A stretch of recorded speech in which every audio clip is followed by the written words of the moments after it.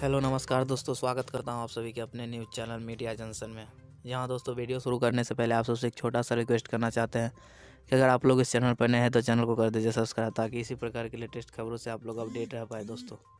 तो चलिए दोस्तों, बिना किसी देरी के वीडियो को स्टार्ट करते हैं। दोस्तों बता दूं कि भोजपुरी के सुपरस्टार, जी हाँ दोस्तों, भोजपुरी फिल्म के सुपरस्टार खेसारी लाल यादव पर क्यों बॉलीवुड के सितारे, जी हाँ दोस्तों, बॉलीवुड के सुपरस्टार सनी देओल गुस्सा किए हुए हैं। जी हाँ दोस्तों, आज की सबसे बड़ी खबर बता दूं आपको कि सनी देओल खेसारी लाल यादव पर गुस्सा किए हैं। क्यों किए हैं बता दूं दोस्तों, आप लोगों को पता होगा कि ऐसे कुछ दिन पहले नेपाल स्टेज शो के दौरान खेसारी लाल यादव पर हमला हुआ, जिसके लेकर खेसारी लाल यादव ने बहुत बड़का बयानबाजी किया और बोला जो ऐसे ऐसे ये किया है मेरे ऊपर, दूसरे का नाम डाल रहे थे दोस्तों। तो इसीलिए दोस्तों बता दूं कि बॉलीवुड के सुपरस्टार